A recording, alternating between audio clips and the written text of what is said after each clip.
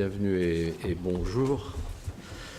Donc merci d'avoir répondu à notre invitation pour ce point de presse que je souhaitais tenir pour présenter les dispositifs de sécurisation des 13 et 14 juillet prochains. Je le fais étant entouré de toute l'équipe de la préfecture de police, le directeur de l'ordre public et de la circulation, le directeur des services techniques et logistiques, le directeur de la sécurité de proximité de l'agglomération parisienne et le général Boutineau, patron de la BSPP, Brigade des sapeurs-pompiers de Paris. Donc les 13 et 14 juillet prochains vont se dérouler dans la capitale les traditionnelles festivités. Nous avons les traditionnels rendez-vous des 13 et 14 juillet. Je rappelle les principaux, notamment la soirée du 13 avec les balles des sapeurs-pompiers, mon général, grande tradition de la brigade, mais aussi balles et festivités organisées en dehors de la brigade, en particulier dans la Petite Couronne, puisque je rappelle que le préfet de police est compétent sur l'agglomération, balles communaux notamment. Et le 14 juillet lui-même, avec deux grands rendez-vous, tout aussi traditionnels. Évidemment, le matin, le grand défilé sur le Champs-Élysées jusqu'à la place de la Concorde. Et en soirée, un grand concert suivi d'un spectacle pyrotechnique, tout cela occupant le Champ de Mars. Le spectacle pyrotechnique est tiré depuis la Tour Eiffel. La thématique, mais ce n'est pas à moi de la présenter, c'est aux organisateurs de ces festivités, c'est le thème des Jeux olympiques. Il ne vous aura pas échappé, et au préfet de police et à ses équipes non plus, rassurez-vous, que ces événements se dérouleront concomitamment, ou en tout cas, et même en présence d'eux, pour l'un d'entre eux, d'importantes personnalités, dans la capitale de notre pays, en voyage officiel à Paris, donc le président des États-Unis d'Amérique, M. Donald Trump, qui assistera au défilé, vous le savez, ainsi que la chancelière de la République fédérale d'Allemagne, Mme Merkel, puisque se tient à Paris le 13 juillet le Conseil des ministres franco-allemand. Comme chaque année, on peut s'attendre à une très grande affluence à l'occasion de ces grands rendez-vous du 14, c'est traditionnel sur le défilé, c'est traditionnel pour les festivités au Champ de Mars. Mais grande affluence aussi pour les autres festivités que j'évoquais, les balles de la brigade, les festivités organisées par les différentes communes en Petite Couronne. Il est de notre devoir de mettre en place un dispositif de sécurité approprié, ça va de soi, pour sécuriser l'ensemble des événements, pour que le public puisse s'y rendre en étant garanti du fait que sa sécurité sera assurée. Et cela mobilise l'ensemble des services de la préfecture de police, de la Grande Maison, les équipes qui sont autour de moi, mais au-delà, même si vous ne le voyez pas, la mobilisation des services de renseignement, la mobilisation des services de la police judiciaire, et également, je pense au service du laboratoire central de la préfecture de police, vraiment toute la maison qui est mobilisée. Au total, mais j'y reviendrai un peu plus dans le détail, c'est 11 000 policiers et gendarmes, 11 000 policiers et gendarmes mobiles, qui seront mobilisés sur ces événements, à quoi s'ajoutent les personnels de secours, et en particulier les militaires de la brigade, mais en général 2500 sapeurs-pompiers. Ces deux journées, 13 et 14 juillet, se tiennent et ces échéances se dérouleront dans un contexte que vous connaissez, que nous connaissons, un contexte où la menace terroriste reste à un niveau élevé. On se souvient des derniers tragiques et en tout cas difficiles événements parisiens. Le 20 avril, l'assassinat de Xavier Jugelé sur les Champs-Élysées. Le 6 juin, l'agression d'un de nos fonctionnaires sur le parvis de Notre-Dame. Et le 19 juin, ce véhicule qui s'est précipité sur une colonne de gendarmerie mobile sur les Champs-Élysées.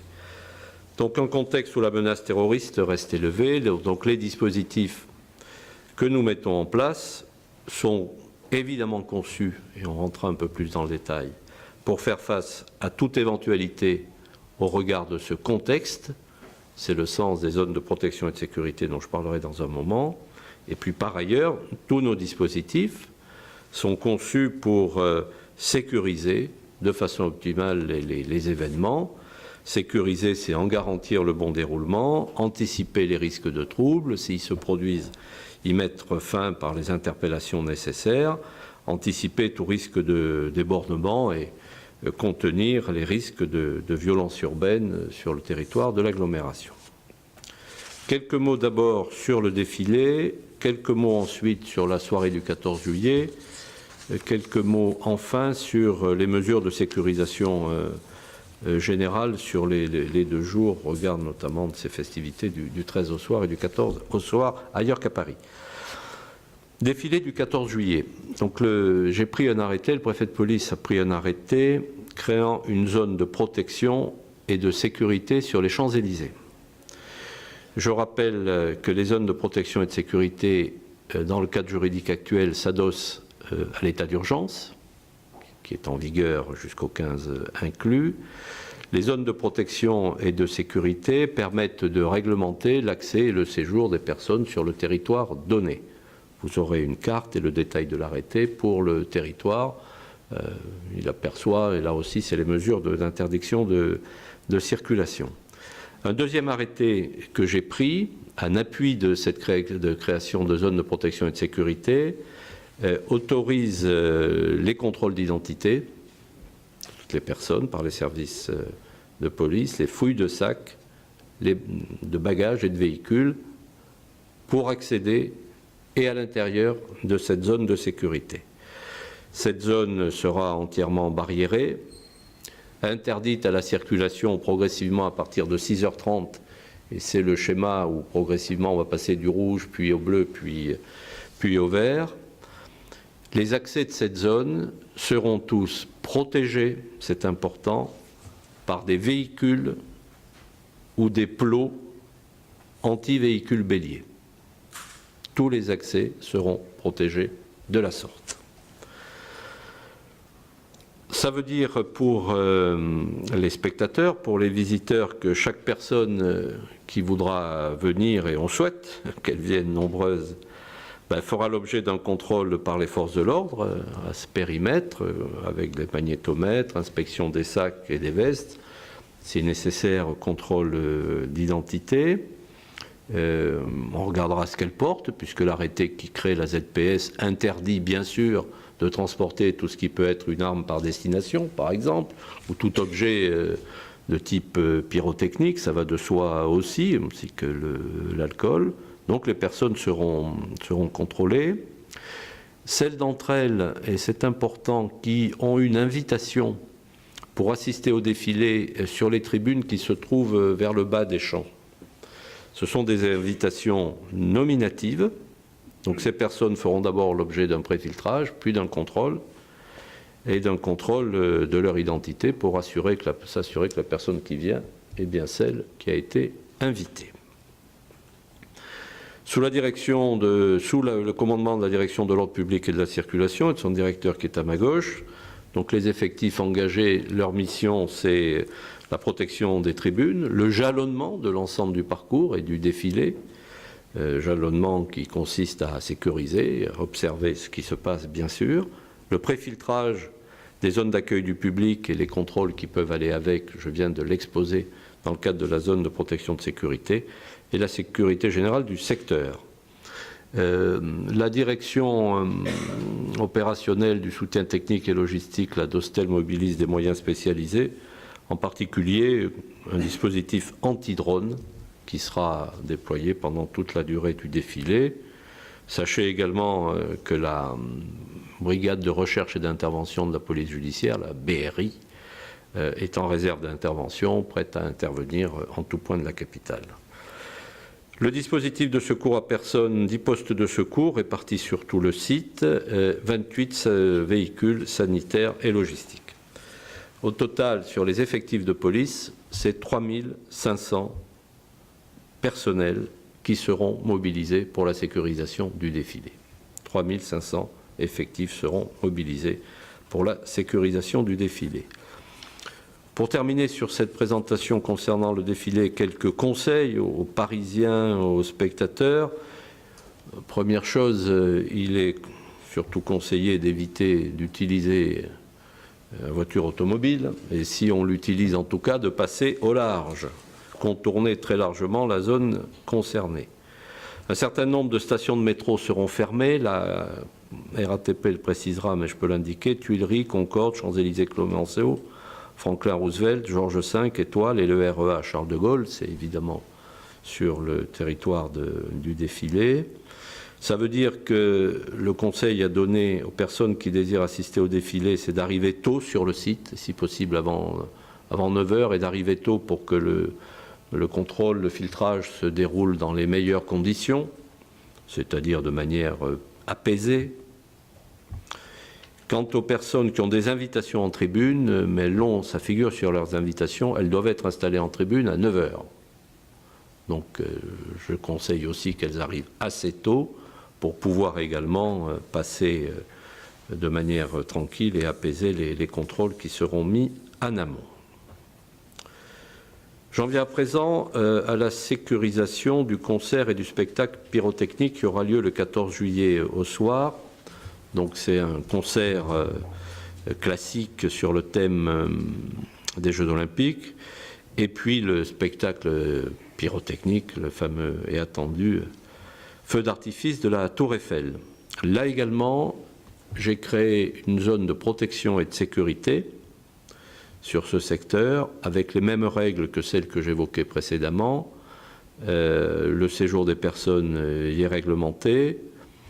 On ne peut y introduire d'éléments qui ressemblent à des armes par destination ou à tout ce qui peut être dispositif type pétard mis à feu, ainsi que l'alcool qui est interdit d'entrée. Et un deuxième arrêté que j'ai pris en application du premier autorise les OPJ de procéder au contrôle d'identité, aux fouilles des sacs, des bagages et des véhicules. Et ces contrôles seront en place. Le Champ de Mars sera entièrement barriéré afin de constituer un espace clos avec un certain nombre de points d'accès répartis sur le secteur. On est de ce point de vue dans une logique s'inspirant très largement de ce qui avait été fait dans le cadre des fan zones et de la fan zone du Champ de Mars en particulier. Alors en amont, tous les accès seront protégés par des véhicules ou des plots anti-véhicules béliers, adossés évidemment au cadre urbain, aux rues adjacentes, plots ou véhicules anti-intrusion, anti-véhicules béliers. L'ensemble du public souhaitant pénétrer dans la zone fera donc l'objet de mesures de contrôle, pré-filtrage par les forces de l'ordre, le cas échéant et autant que nécessaire les contrôles d'identité dans le cadre juridique que j'ai rappelé, et fouilles de sacs et de bagages. Ça ne veut pas dire systématique, ça veut dire en cas de situation le justifiant. Des personnes qui le refusent, ces contrôles ne seront pas admises sur la zone, tout simplement. Ça va de soi, c'est prévu. S'ajoutera à cela des contrôles par les agents de sécurité privée, 275 agents de sécurité privée, donc rémunérés par les organisateurs. Certains de ces agents, dans le cadre de l'état d'urgence, dans le cadre de la zone de protection de sécurité, pouvant eux-mêmes procéder à des vérifications du type contrôle de sac. Le dispositif est similaire ou quasi à celui de l'an passé, et encore une fois très calé sur ce qu'on avait fait dans le cadre des fan zones. C'est la Tour Eiffel, donc il y a un périmètre de sécurité pyrotechnique qui sera respecté. Vous le verrez peut-être sur une image où ne peut se trouver personne pour des raisons de sécurité liées au feu d'artifice. Il y a des règles à respecter. Et de même, la circulation fluviale sera interrompue sur la Seine durant ce spectacle, et la brigade fluviale sera mobilisée spécifiquement. Elle est mobilisée aussi le matin, cela va de soi. C'est 205 fonctionnaires qui sont mobilisés sur les 2 jours de direction de soutien logistique. La BRI, comme je l'indiquais, comme c'est le cas le matin toute la journée, sera en mesure d'intervenir. Il y a un dispositif globalisé de secours à personne avec la Croix-Rouge, la protection civile, l'Ordre de Malte, tout ça sous le commandement de la brigade, mon général, et de vos hommes.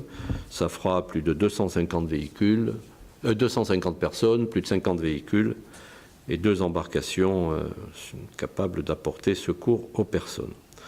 Il y aura même un dispositif point enfant perdu qui sera mis en place pour faciliter aux parents le fait de retrouver leur progéniture si elle s'égare. Pour cette soirée, la mobilisation des effectifs, c'est 1900 effectifs de police et de sécurité. À ces 1900 s'ajoutent les moyens de la brigade. Conseil pour les Parisiens, les spectateurs, donc il y aura un large périmètre d'interdiction de circulation et de stationnement, donc passer au très large. Et évidemment, il y aura des enlèvements de véhicules qui commenceront dès la veille au soir. Les gestionnaires des parkings publics ont été invités à les fermer et à les vider de l'ensemble des véhicules s'y trouvant. C'est les parkings publics qui sont dans le périmètre sécurisé du Champ de Mars et du Trocadéro.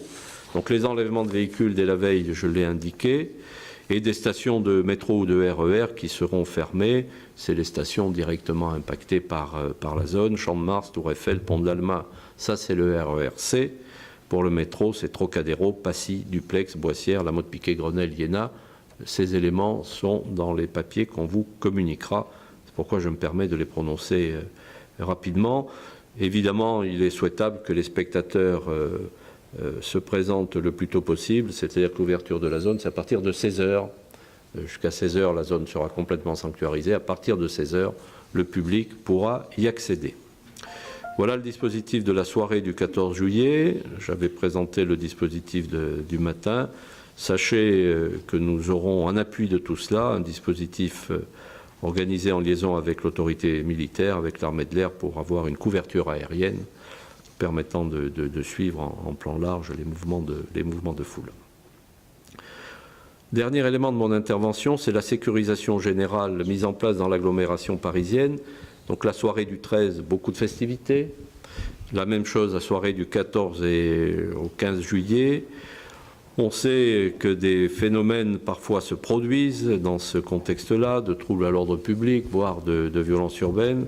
Et on va tout mettre en œuvre pour essayer d'en prévenir la survenance et en tout cas d'en contenir le développement s'ils viennent à se produire.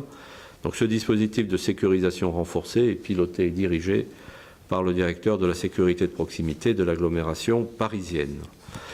En complément et en amont, beaucoup de travail préventif est fait. Travail auprès des bailleurs, des communes, des chefs de chantier pour sécuriser les lieux à risque. Mieux vaut rentrer les bennes à ordures. Mieux vaut ne pas laisser des engins de chantier ou des matériaux de chantier à proximité. Ils risquent de devenir des armes par destination ou des projectiles. De même, des conseils ont été donnés pour sécuriser l'ensemble des lieux et des festivités, comme on le fait habituellement. Pour les immeubles, c'est visite des parties communes, visite des toits également, qui peuvent servir de cache, voire visite des caves, et tout objet sur la voie publique susceptible d'être utilisé comme projectile ou arme par destination. Nous souhaitons qu'il soit enlevé, et ça, c'est les contacts avec les maires qui nous permettent de le faire valoir. J'ai pris également sur ce sujet 2 arrêtés préfectoraux qui sont déjà d'ailleurs en application pour interdire le commerce et a fortiori le transport de carburant, d'alcool et d'artifices de divertissement, c'est-à-dire de pétards ou de petits feux d'artifice. Cet arrêté en interdit la cession et l'usage pendant cette période du 8 au 15 juillet. Il s'agit de prévenir l'usage de mortiers et à l'encontre des forces de l'ordre, et puis de prévenir aussi le risque d'incendie ou d'accident à des tiers que l'usage de ces engins, hélas, peut entraîner. Donc beaucoup de policiers mobilisés dans la lutte contre la délinquance, présence dissuasive, réactive autant que nécessaire, une attention particulière à la sécurisation des transports en commun. La sous-direction compétente sous direction de la police régionale des transports au sein de la DESPAP, sera renforcée par une unité mobile consacrée à cette mission de sécurisation dans les transports. Également, nous avons veillé à renforcer les capacités de traitement des procédures judiciaires avec un dispositif spécifique. Cette action de sécurisation de la soirée du 13, mais également du 14, représente entre 2600 et 2900 fonctionnaires de police et fonctionnaires ou militaires d'unités de force mobile qui viendront s'engager dans cette mission. Voilà la présentation que je voulais faire. Au total, donc, tout cela va représenter une mobilisation à un niveau extrêmement élevé. 11 000 policiers et gendarmes sur l'ensemble de ces rendez-vous. 2500 sapeurs-pompiers de la brigade de sapeurs-pompiers de Paris. Cette importante mobilisation permettra également, vous le comprenez bien, d'assurer la sécurité des visites et déplacements officiels qui pourront se dérouler pendant ces 2 jours, notamment celle du président des États-Unis d'Amérique. La préfecture de police est en charge de la sécurisation des itinéraires, de la sécurisation des lieux de résidence où se trouvent les personnalités et de tous les déplacements, éventuelles visites de délégation. C'est un travail auquel nous sommes rodés et nous y ferons évidemment face en fonction du programme qui sera arrêté par les autorités compétentes. Donc retenez une mobilisation pleine et entière de notre grande maison, une mobilisation qui prend en compte la totalité des enjeux, des risques et des événements à couvrir, en souhaitant évidemment que les cérémonies, que les festivités se déroulent dans les meilleures conditions, ce qui signifie aussi, de mon point de vue, que le public y vienne nombreux. C'est la fête nationale, que ce soit le défilé, que ce soit le bal traditionnel, que ce soit les festivités de la Tour Eiffel et du Champ de Mars. Et c'est l'occasion de rappeler à chaque fois notre attachement aux valeurs profondes de notre pays, que sont la liberté, l'égalité, la fraternité, pays de liberté, où ces grands événements festifs doivent et peuvent se dérouler en toute sécurité et sérénité. Je vous remercie.